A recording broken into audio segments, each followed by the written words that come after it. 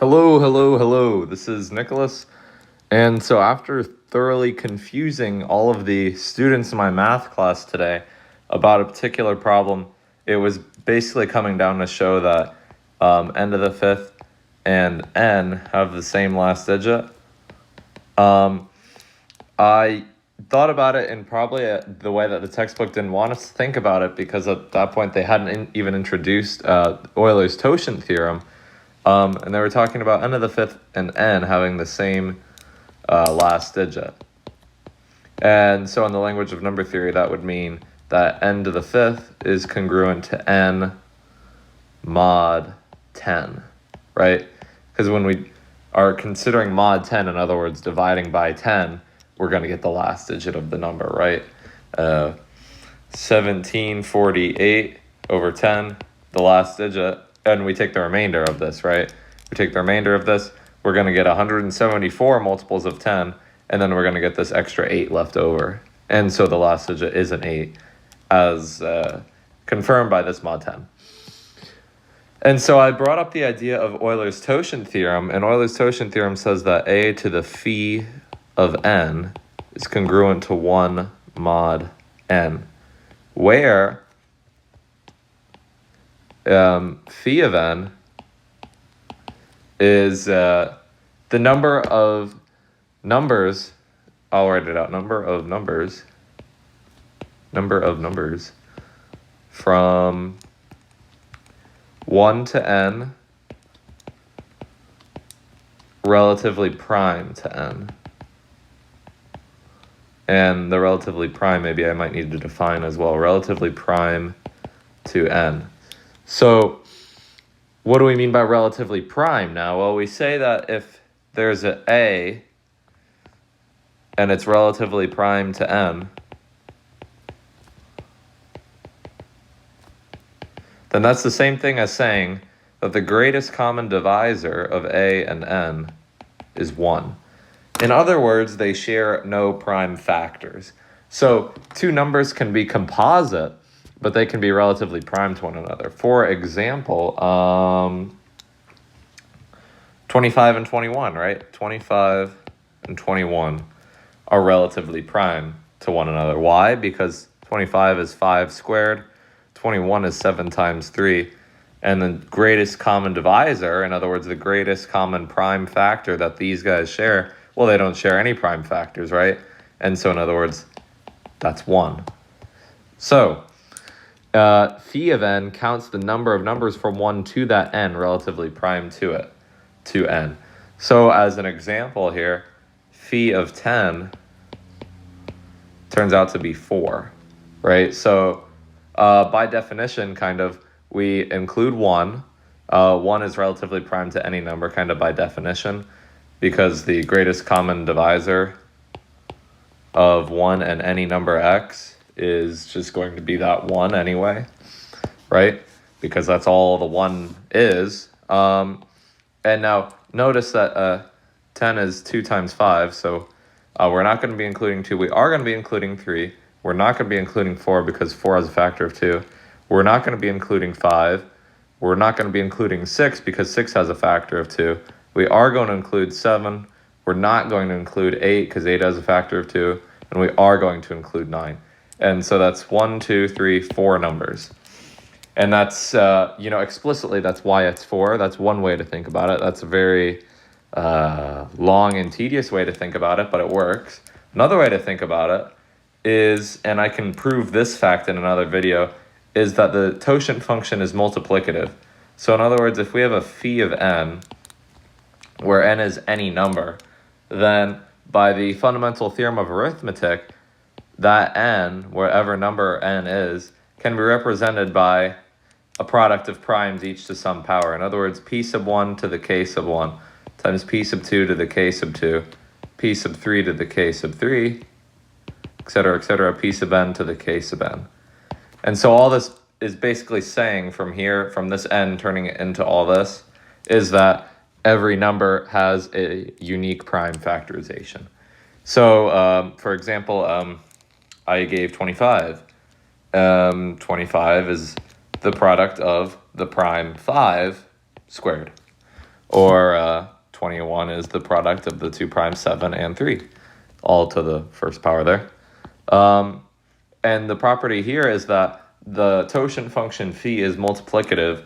So what that means is that we can essentially break this up into phi of p sub 1 to the k sub 1 times phi of p sub 2 to the k sub 2 times so on and so forth times phi of p sub n to the k sub n. And this is very nice, right? Because phi of any prime p is just going to be equal to p minus 1. And the reason for that is very simple. If you've got a prime p, how many numbers from 1 to that p have no common divisors with p? Well, p minus 1, right? So 1, it shares no common divisor with it and p because it's prime by definition. So it only has one divisor, namely 1 in itself. Not 2 because, again, it's prime, so it's not going to have any factor of 2.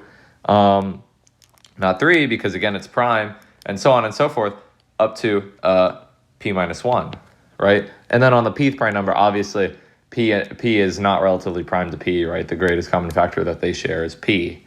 But so that's why you get p minus 1, right? In other words, you go from 1, the number 1, to the number p minus 1, and that's p minus 1 numbers. So the phi of any prime is that prime minus 1. Okay. And so what Euler's Totient theorem here is this, and it is a very nifty theorem. I'm going to write it down right here again. And I'm also going to state the limitation on this theorem as well, though. It only works for when the greatest common divisor of a and n is equal to 1. In other words, when a and n are relatively prime to one another. So, for example, we already established that phi of 10 is 4, so let's work with that some. If we plug in n equals 4, we get a to the phi of 10, or a to the 4, is congruent to 1 mod 10. Now, if we were to plug, say, a equals 2 into here, we are going to get something that's false because the greatest common divisor of 2 and 10 is, well, 2, which is not equal to 1.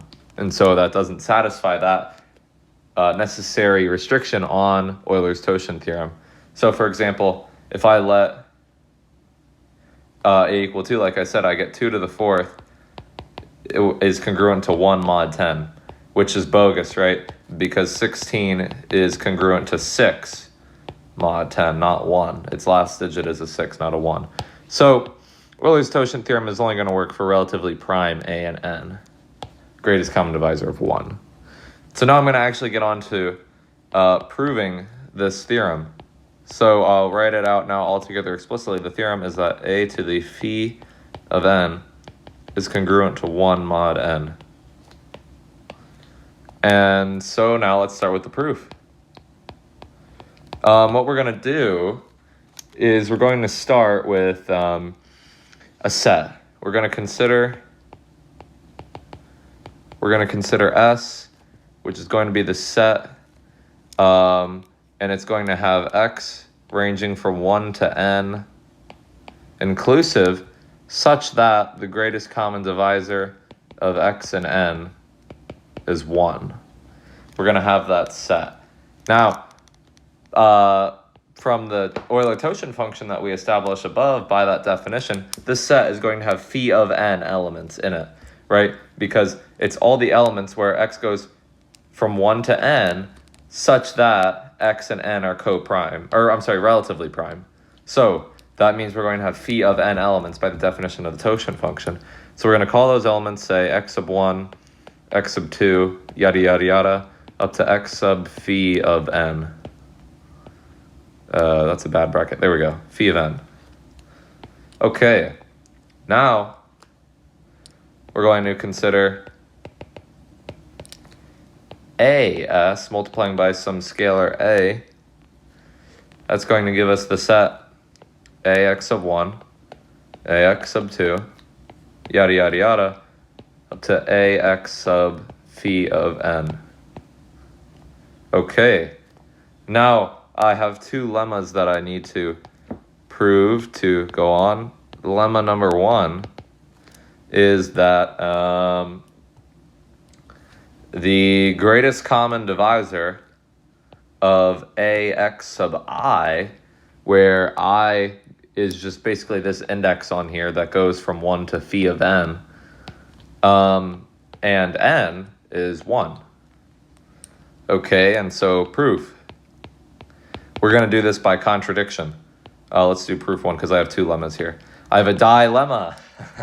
I never get to use that pun. Okay, so let's suppose the contrary. Let's suppose that the GCD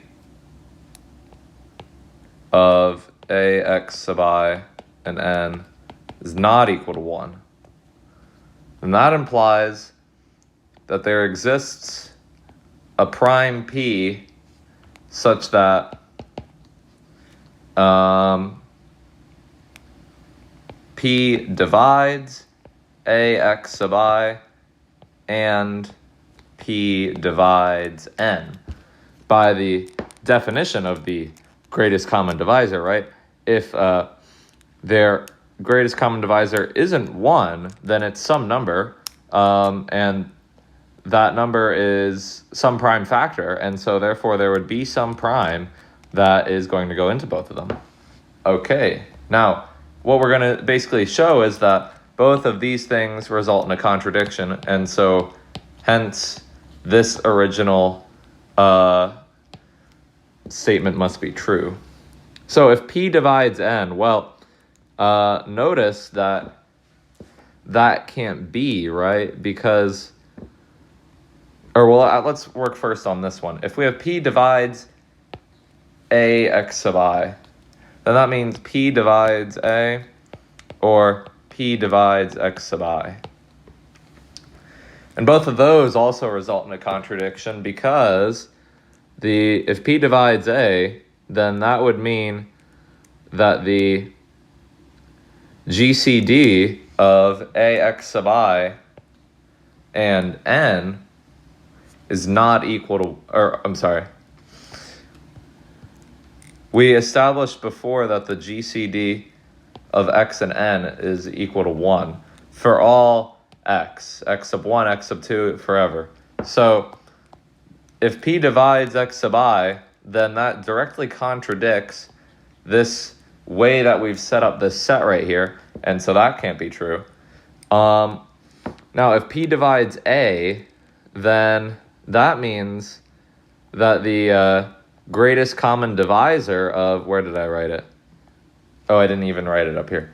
The theorem, I meant to write it up here in the theorem, where we have a to the phi of n is congruent to 1 mod n. I'm also going to write the necessary qualifier that the greatest common divisor of a and n is equal to 1. So when I add that qualifier in there, that tells me that p divides a cannot be true, because if p divides a, then the greatest common divisor of a and n is not 1. And so that also results in a contradiction. Likewise, if p divides n, then that would also result in the fact that the greatest common divisor of a and n is not 1, right? It could be p, which would be greater than 1, because any prime is greater than 1. So all of those result in a contradiction when we assume the contrary to this, and so therefore the greatest common divisor of ax sub I and n must be 1. And there's lemma number 1. So lemma number 2. Now we're in it for a dilemma. My second lemma is that, it's that no two elements of AS are congruent modulo n.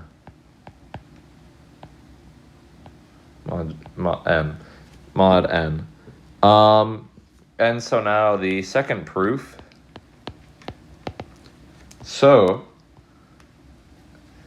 how am I going to start here? Well, I know, let's see, what do I know? Said the philosopher.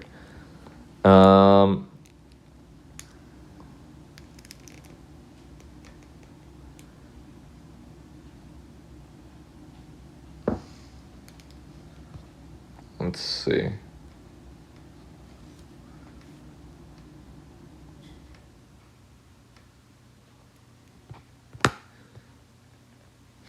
Let's do it by the contrary again. So let's suppose that this lemma is not true. So let's suppose that there are two elements of AS that are congruent mod n. So that would imply that AX sub I is congruent to AX sub j mod n, which would imply that A times X sub I minus X sub j is congruent to 0 mod n. Oops, mod n. There we go.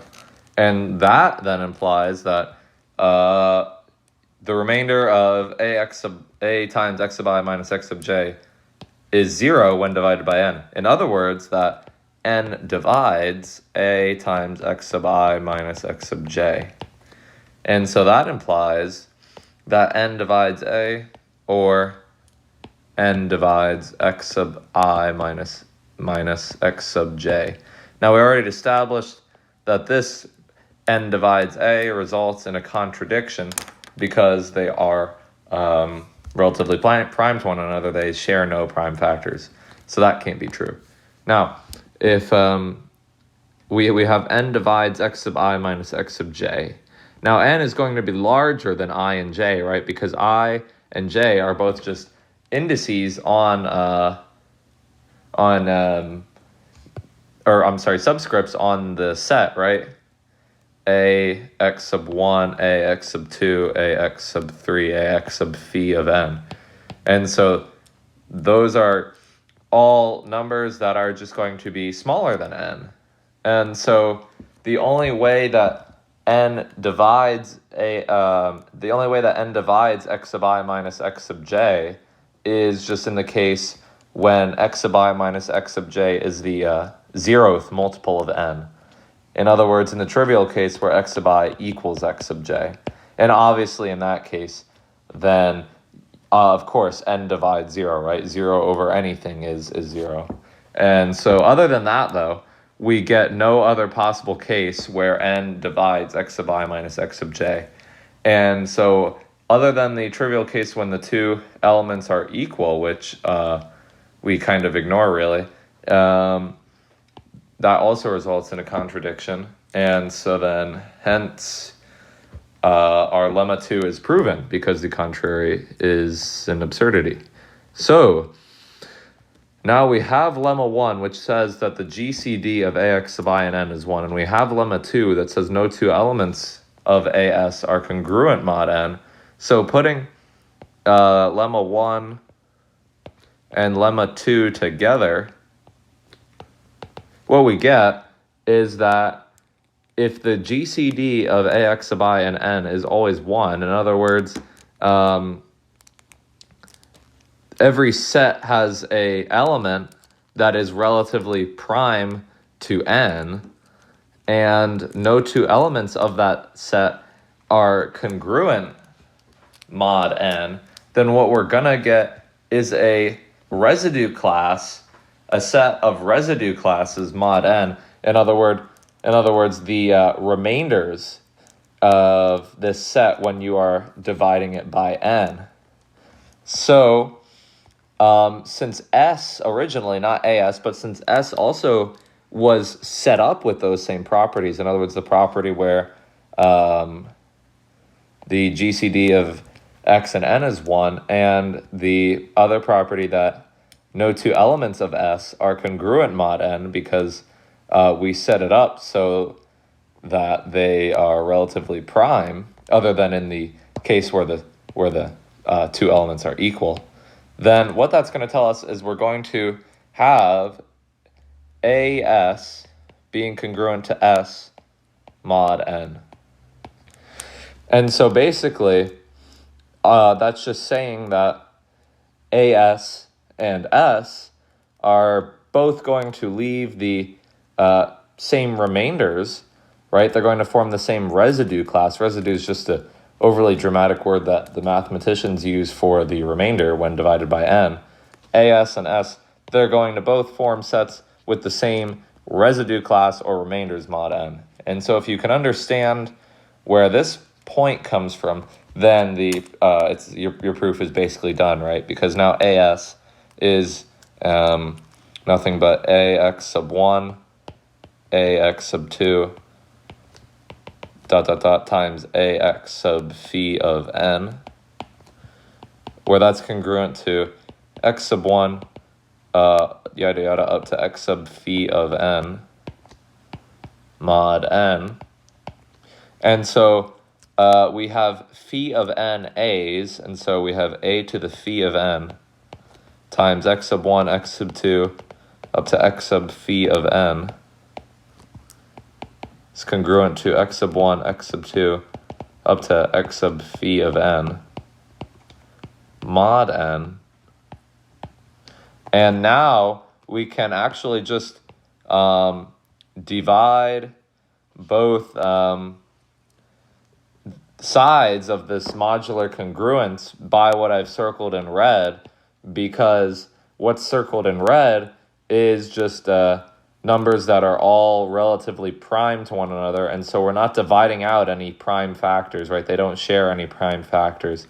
And so that's the case where you can divide a modular congruence by some product of numbers, right? When you're not dividing out any prime factors that the sides are sharing. So when we do that, we get a to the phi of n is congruent to 1 mod n. And we're done. Not quite. Also, remember to note that this is only for when the GCD of a and n is equal to 1. That's very important to note. Also, another cool thing that you might be able to see is that if you plug in a prime p, you get a to the phi of a prime, which is p minus 1 for prime p, is congruent to 1 mod p. And so a to the p is congruent to a mod p. And this result is just a sub-result of this more general Euler-Totient theorem, but this specific formula proves quite handy sometimes, and it's called Fermat's little theorem. So Fermat's little theorem is essentially Euler's Totient theorem, but only for primes. And so the actual problem that we were working with was, in my math class, was when, or it was to prove that n to the fifth, essential in modular arithmetic language, it was saying prove that n to the fifth is congruent to n mod 10. In other words, that n and n to the fifth have the same last digit. That another way you could set that up is if they have the same last digit, then their difference is going to be a multiple of 10, or in other words, congruent to 0 mod 10. So you can do this very easily using Euler's Totient theorem, right? We have, say, n, well, okay, I'm going to change. Imagine these are instead a's, because I'm using n later in the theorem for something else, so I don't want to mix it up here. So we're using a's instead of n there. So if we have a to the phi of n being congruent to 1 mod n, then, and we want to get a mod 10 here, so it should make sense to let n equal 10. And when we do that, we get a to the phi of 10, which we already established as 4, is congruent to 1 mod 10. And multiply both sides by a, you get a to the fifth is congruent to a mod 10. And that is the intuition for, why this proof is true, but it doesn't work. It's not a fully inclusive proof, because this is not true. See, the result that a and a to the fifth have the same last digit is true for all a, but the way we've proved it here, it only proves it for a such that the GCD of a and 10 is equal to 1. So, for example, this does not prove the theorem for the case where, say, a is equal to 2, right? Where a is equal to 2, 2 to the fifth is indeed 32, and they do have the same last digit, but if you were to plug this into here, you would end up getting that 2 to the 5th, or 32, is congruent to 2 mod 10. And so while that still works, you would need to go about it in a slightly different way, only because of this restriction right here. And the way that you could do that is you could start with this, and you could say that that is the same thing as a times a to the 4th minus 1 is congruent to 0 mod 10, in other words, a multiple of 10. And basically, we want to show that this is a multiple of 2 and 5. So we want to show that it's congruent to mod 2, 0 mod 2, and 0 mod 5. And showing it's congruent to 0 mod 2 is very easy, because a is either going to be even or odd. If it's even, then we're done, because a right here would be even. If it's odd, then a to the 4th is also going to be odd, but then you subtract a 1, and so then you're going to get an even number right here. And so then you'd have a congruence to 0 mod 2 in that way. And then for the congruence mod 5, recall Fermat's little theorem, which would say that a to the, and then if I let p be equal to 5 right here, p be equal to 5, I get a to the 5th is congruent to a mod 5. And so since we know that a to the 5th is congruent to a mod 5 by Fermat's little theorem, and a to the 5th is congruent to a mod 2 by the little theorem that the little explanation I gave out loud, then we know that a to the 5th is congruent to a mod 2 times 5, or mod 10. And that completes the proof of Euler's Totient theorem and the problem that we were doing. So